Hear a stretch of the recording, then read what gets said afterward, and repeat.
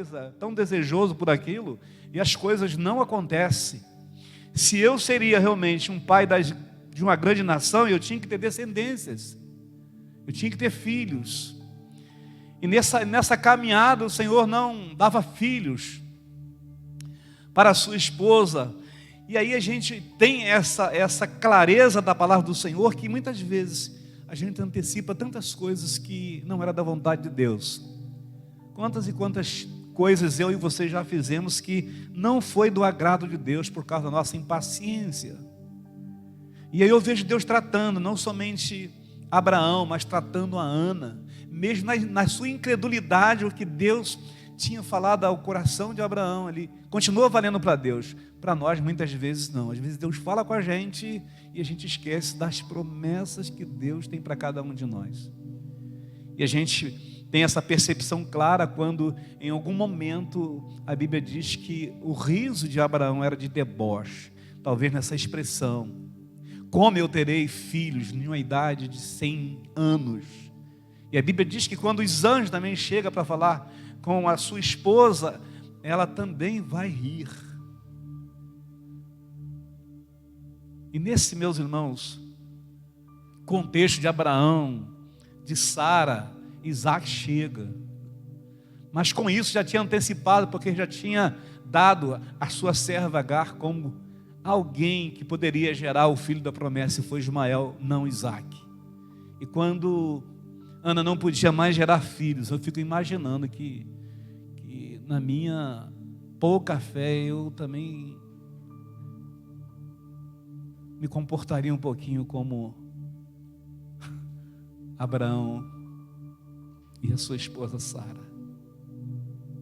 A Bíblia diz que então eles já são idosos, e aí imagina uma pessoa de 100 anos, de 98 anos já amamentando um filho pequeno. E Deus dá, quando eles não têm mais força, vigor, para que então Abraão e Ana entendessem que não é o homem que determina o tempo e a hora das bênçãos do Senhor, é Deus que faz isso. O Kairos é de Deus, a vontade sempre é soberana de Deus, e a gente precisa aprender a esperar. E quando eu li essa história e fui entendendo todo o contexto, a separação de Ló, da bênção de Ló, que também faz coisas que não agradam o coração de Deus, né? Eles crescendo, se enriquecendo, mas não tendo filhos. E aí vem o filho, que a Bíblia diz que é o filho da promessa. Há guerras, há lutas espirituais, há batalhas espirituais. E aí vem em um momento tão difícil, o Senhor vai fazer de novo uma aliança com Abraão no capítulo 15. E aí a gente tem essa percepção de que quando Abraão muda o seu nome, quando Sara muda o seu nome, mais um capítulo da história é algo assim muito espetacular para Abraão e Sara. Agora um novo nome, mas com a nova aliança, com novos propósitos. E aí a gente tem essa percepção de que quando Deus fala conosco, queridos, Deus fala conosco. E mesmo assim parece que eles não entenderam. Deus fazendo uma nova aliança, mudando o nome deles, dizendo o seguinte: olha, eu estou com vocês ainda. As promessas de lá atrás continuam valendo, continua validando. E aí a Bíblia diz que Deus vai mudando o nome de Sara, o nome de Abraão. E aí, depois daquele momento tão lindo e maravilhoso, no capítulo 13, 18, a Bíblia diz que chegam os anjos do céu e fala para Sara: Sara, olha aí. E é interessante, meus irmãos, que esse texto, depois você vai ler em casa, é tão lindo, porque ela fica assim, impressionada com a forma do anjo falar. Ele vai dizer: ó, daqui um período você vai ter um filho, e o nome dele vai ser Isaac. E aí a gente tem o andamento da história, e a gente vê que aí é destruído Sodoma e Gomorra. Depois Ló é salvo pela misericórdia de Deus, pela intercessão de Abraão. Depois que Sodoma é destruído, Gomorra, aí vem no capítulo 20, meus irmãos, um texto que chama a atenção, para que então o Senhor se manifesta e traga a bênção tão esperada por Abraão e Sara. nasce Isaac. E aí, meus irmãos, a história de Isaac e de Esaú é que mexe comigo. É a partir desse momento, da formação da família de Isaac e de Esaú, que a gente começa a ver o quanto Deus é em nossas vidas, na nossa família, na nossa história e na nossa caminhada com Deus. Amanhã eu estarei falando sobre Jacó.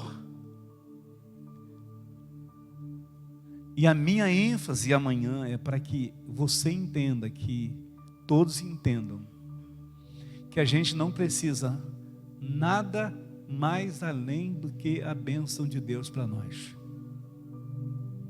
Você não precisa nada, nem um pouquinho das coisas dos outros, a não ser a bênção de Deus para a tua vida.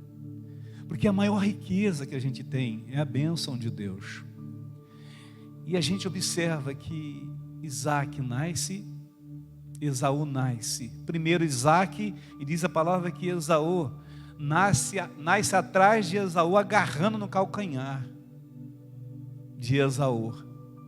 Olha o desejo tão grande de Jacó ser o primeiro, porque o primogênito tinha a bênção do pai, e o primogênito também tinha a bênção da posteridade, da geração de Abraão. E aí, quando você olha a história e você tem essa percepção, o desejo de Jacó era um desejo do seu coração, não do coração de Deus. E é isso que eu quero tratar com você, se possível ainda nesta noite, para que você entenda uma coisa. As bênçãos de Deus, elas não estão devidamente marcadas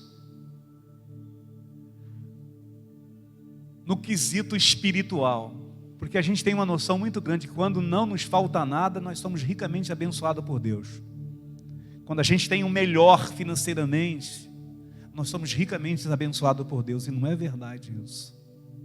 A Bíblia diz que Jacó fez de tudo, vocês vão perceber isso a partir do capítulo 21, que ele fez de tudo para tomar a bênção da genealogia de Abraão. Ele fez de tudo. A Bíblia diz que ele tanto fez que em um momento que Esaú estava com fome, ele trocou, ele comprou, ele manipulou o seu irmão para comprar a bênção do seu irmão.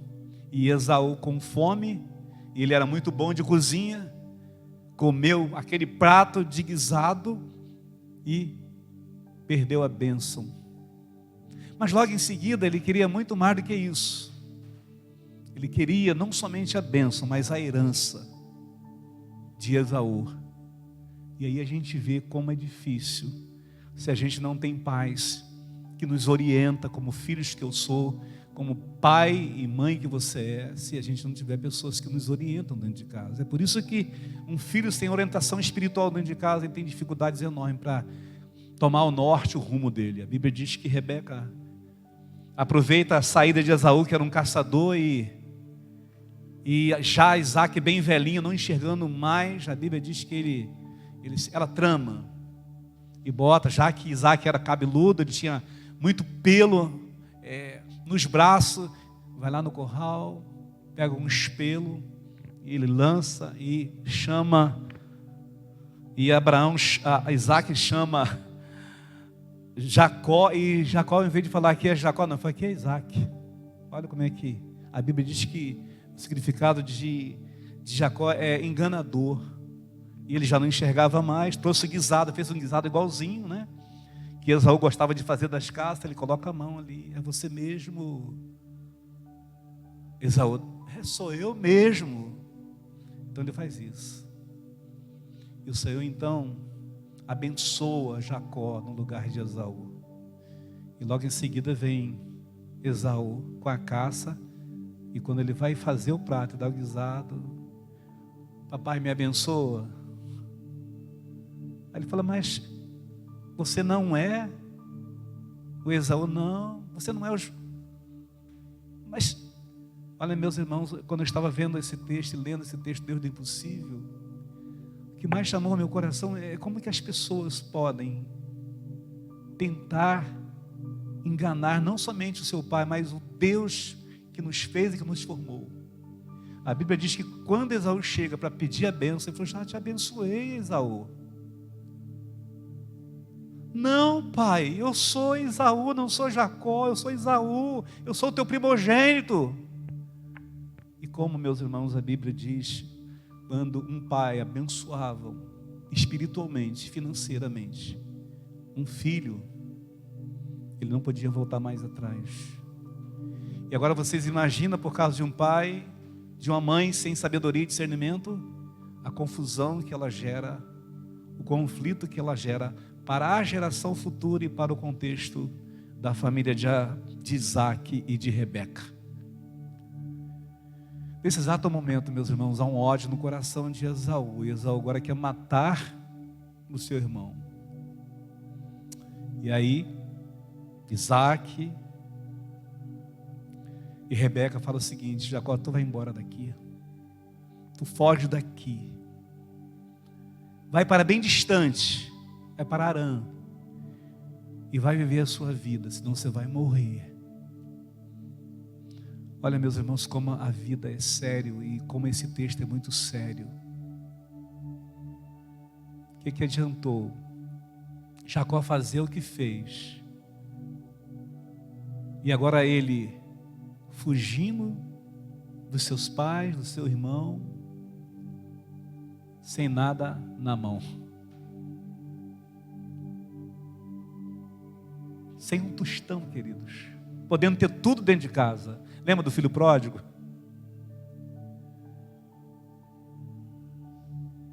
Meus irmãos, a lição de Jacó para nós nesse tempo é que não adianta a gente ter a bênção de Deus manipulando a vida do outro. A bênção de Deus é para você, somente para você. E é Deus que vai te dar. Não adianta comprar a bênção de Deus. Não adianta manipular as bênçãos de Deus. A bênção é específica para cada um daqueles que obedecem e ouvem a sua voz. E agora, queridos irmãos, Jacó foge. Vocês vão ver a história. Jacó foge. E ele foge, então ele deita em uma pedra naquela noite.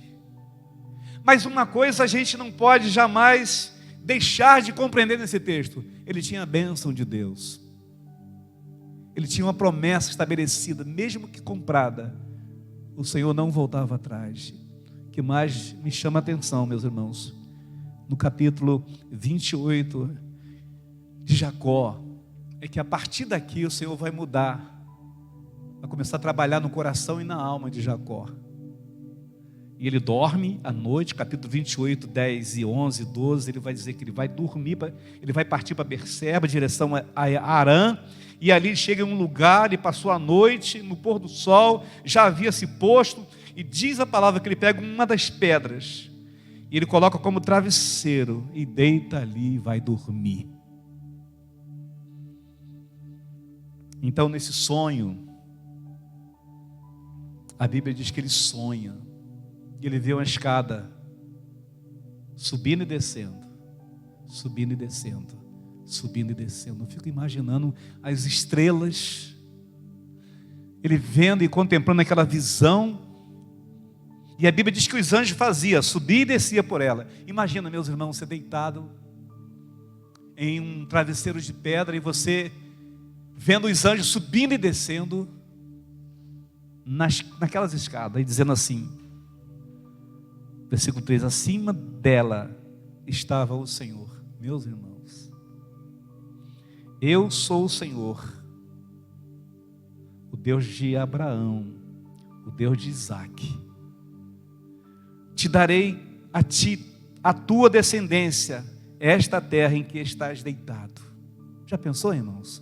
Quando você não tem mais nada a perder, Deus se manifesta na tua vida e diz para você, olha, apesar de tudo, eu vou continuar te abençoando, eu vou continuar cuidando de você. Meus irmãos, quantas pessoas não merecem e o Senhor continua cuidando delas? E aí mais adiante diz, ele vai profetizar e vai trazer a bênção maior para ele: e a tua descendência será como o pó da terra, a mesma palavra de Abraão. E tu espalharás para o ocidente, para o oriente, para o norte, para o sul, todas as famílias da terra, diz a palavra que o Senhor falou a Abraão, fala a Jacó. É a bênção, meus irmãos, de Abraão, de Isaac, agora sobre a vida de Jacó, abençoada por ti e toda a sua descendência. Então ele diz muito mais no versículo 15: eu estou contigo, eu te guardarei, onde quer que tu fores, farei você voltar à terra. Ou seja, você vai voltar à casa de Isaac, você vai ainda encontrar com Esaú, você vai voltar para a tua terra, e você vai consertar a sua vida, a sujeira, as coisas erradas que você fez. Quando Jacó acordou de sono, diz então: realmente o Senhor estava nesse lugar e eu não sabia. Quantas vezes, queridos, Deus se manifesta na nossa vida e a gente não tem a percepção de que Deus está conosco, nos guardando, nos protegendo, nos livrando de todo o mal. Quantas e quantas vezes isso já aconteceu comigo, com você? Então diz a palavra, e cheio de temor, agora ele tem temor no coração. Como esse lugar é terrível, terrível. Este lugar não é outro lugar senão a casa de Deus, a porta dos céus. Nesse exato momento, meus irmãos, Jacó agora não vai fazer das pessoas uma escada para ele crescer na vida e ser abençoado. Jacó agora vai ser tratado por Deus. Ele vai ter que subir degraus por degraus, até entender que as bênçãos de Deus, elas não podem ser tomadas de ninguém. Ninguém pode tirar a bênção do outro e dar para o outro. A bênção de Deus é específica para mim e para você. É só você fazer as coisas certas, é só você andar no caminho certo. Nesse exato momento, queridos, Deus vai tratar Jacó.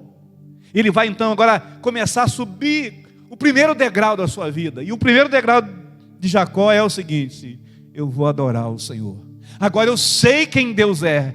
Eu sei que eu não preciso de coisas materiais, eu preciso da bênção de Deus, eu preciso da casa de Deus, eu preciso da glória de Deus, eu preciso que Ele esteja comigo, na minha caminhada, na minha jornada. Agora, meus irmãos, a semeadura de Jacó é algo para a gente aprender.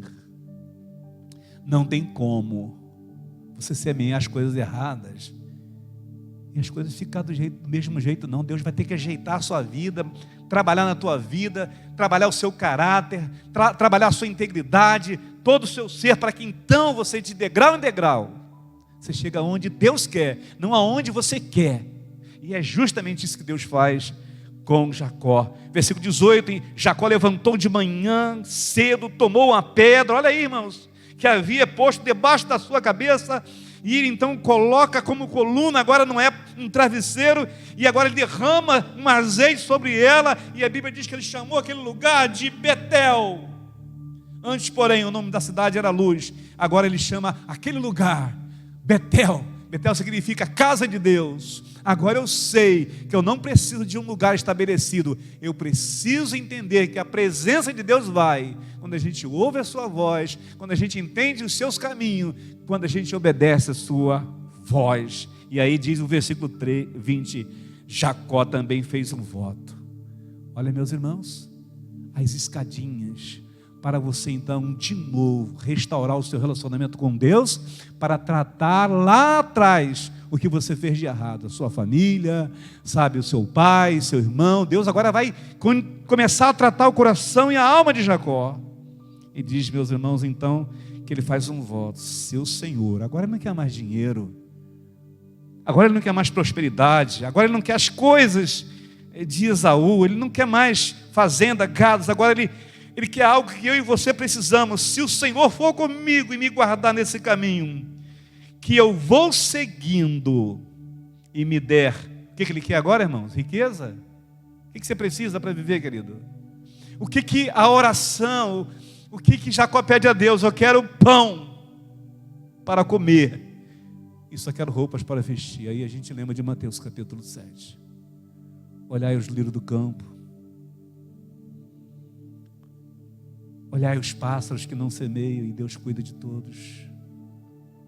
E aí a Bíblia diz, olha, não andeis ansiosos com coisa alguma, antes as vossas orações sejam conhecidas diante de Deus. Buscai primeiramente o reino de Deus, e as demais coisas vos serão acrescentadas. E ele termina dizendo o seguinte: de modo que eu volte em paz para casa. Ele queria voltar para casa. Irmãos, o que adianta a gente ter tanta coisa e não ter paz dentro da nossa casa, queridos?